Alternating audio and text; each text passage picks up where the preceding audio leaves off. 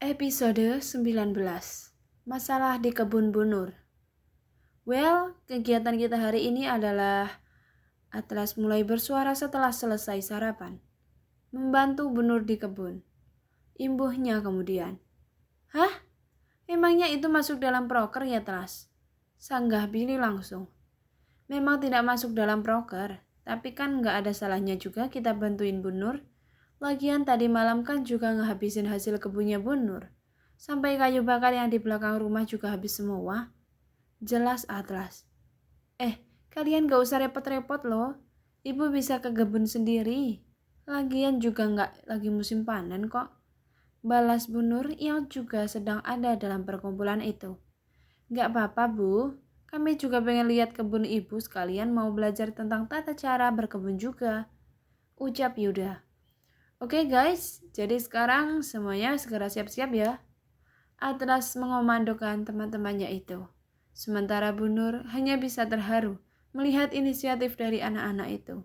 Semenjak mereka ada di sini, Bunur tidak pernah merasa kesepian lagi. Rumahnya selalu terasa ramai, bahkan Bunur merasa ia seperti punya anak sendiri. Setelah selesai bersiap-siap, mereka pun langsung menuju kebun Bunur yang terletak sekitar 500 meter dari posko itu. Untuk menuju ke sana, mereka juga harus melewati jalan yang menurun dan mendaki.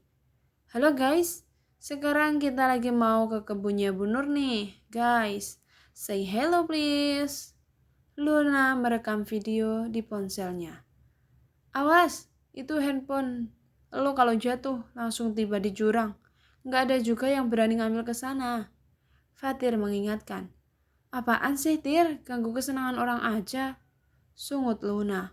Tapi pada akhirnya ia tetap menurut juga untuk menyimpan ponselnya. Sementara Atlas tampak mensejajarkan langkahnya dengan Naila yang berjalan paling depan. Tapi lo mana? Tanya Atlas pelan. Naila minta pengulangan karena tidak mendengar ucapan laki-laki itu. Atlas langsung memindahkan topi di kepalanya kepada Naila. Setelah itu ia pun langsung mempercepat langkah untuk berjalan lebih dulu. Naila yang masih mematung di tempatnya berdiri langsung disenggol oleh Intan dan Reva.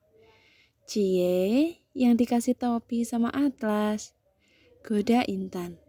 Sweet banget sih Mas Atlas. Reva turut membuat Naila semakin salah tingkah. Tapi kok cuma Naila doang yang dikasih topi ya? Ini ubun-ubun gue mau kebakar. Dia kayak gak peduli aja tuh. Emangnya lu siapa? Balas Intan. Mereka tertawa berdua. Sementara Naila hanya mesem-mesem menahan gelombang bahagia di dalam dadanya. Nah, sudah sampai. Bu Nur menghentikan langkahnya. Kebun ibu yang mana, Bu? Tanya Yuda. Ya ini. Dari pohon durian itu sampai pohon kelapa gundul di ujung sana. Terus ke belakangnya sampai batas semak itu. Mereka semua serentak mengedarkan pandangannya sesuai arah telunjuk Bu Nur. Wah, kebun Bu Nur luas banget. Bu Nur tajir juga ya ternyata. Billy spontan berdecak takjub. Kalau untuk ukuran luas tanah ya lumayan lah. Tapi kan kalian tahu, harga tanah di sini nggak sama dengan yang di kota. Jauh lebih murah.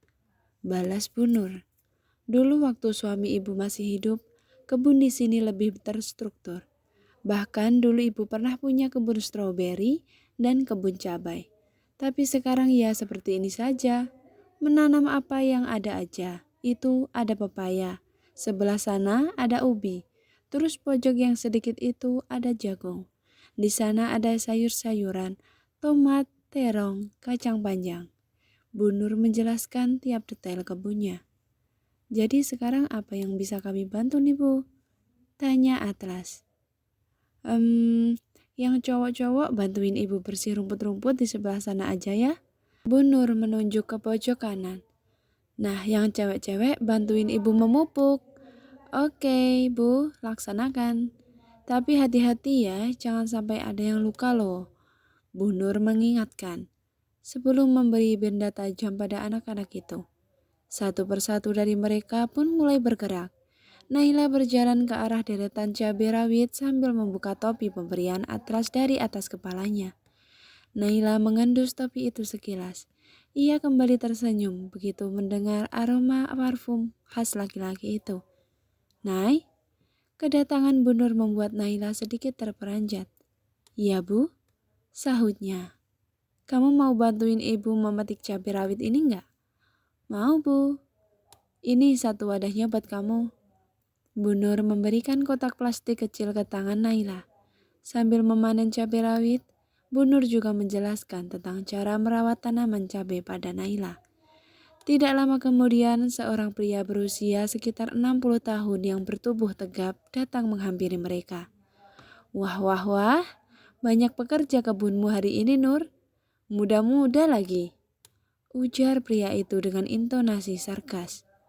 Mereka mahasiswa-mahasiswa KKN yang tinggal di rumahku, jawab Bu Nur. Apa salah satu program mereka di sini adalah membantu warga di kebun? Wah, mulia sekali ya. Tapi kok cuma kamu aja yang dibantu? Pak Jarod datang ke sini ada apa? Bu Nur memotong ucapan si pria yang ternyata bernama Jarod itu. Naila yang pura-pura sibuk memetik cabai rawit diam-diam memperhatikan interaksi Bu Nur dan Pak Jarod. Begini Nur, rasanya sudah berkali-kali aku katakan maksudku padamu. Aku ingin membeli kebunmu ini. Jika kemarin-kemarin kau masih menolak, hari ini aku datang dengan penawaran baru. Akan aku tambah 2 juta lagi dari penawaran yang sebelumnya. Jawabanku masih sama, kebun ini tidak kujual. Pak Jarod menghembuskan nafas jengah. Memangnya apa lagi yang kau pertahankan dari kebun yang tidak beraturan seperti ini, ha? Hasil panenmu di sini juga tidak seberapa kan? Lagian untuk mengolah kebun ini, kau juga akan mengeluarkan banyak uang untuk menyuruh orang lain. Sebaiknya kau jual kebun ini. Nanti uangnya bisa kau jadikan modal usaha. Buka warung kopi atau apalah. Kebun ini peninggalan suamiku. Aku ingin menjaganya. Untuk apa, ha? Memangnya akan kau wariskan pada siapa kebun ini nanti? Toh kau juga tidak punya keturunan. Itu urusanku, bukan urusanmu. Tandas Bu Nur yang terdengar cukup tegas. Pak Jarod menghembuskan nafas lagi. Baiklah, mungkin sekarang kau masih keras kepala, tapi aku yakin nanti kau juga akan menyadari kebenaran kata-kataku. Kalau sudah berubah pikiran, cepat kabari aku. Pak Jarod berlalu sambil membelai bagian belakang tubuh Bu Nur. Naila yang mengamati hal itu sedari tadi pun langsung tersentak kaget. Pak, berhenti Pak, ujar Naila langsung. Pak Jarod kembali berbalik badan dan menyempitkan matanya pada Naila.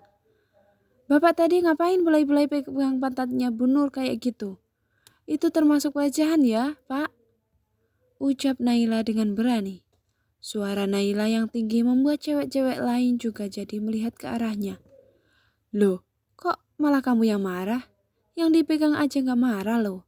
Atau apa kamu pengen juga? Jangan kurang ajar ya Pak. Saya bisa ngelaporin Bapak ke polisi. Waduh, bocah ingusan ini kok berani sekali ya. Pak Jarod, sudah.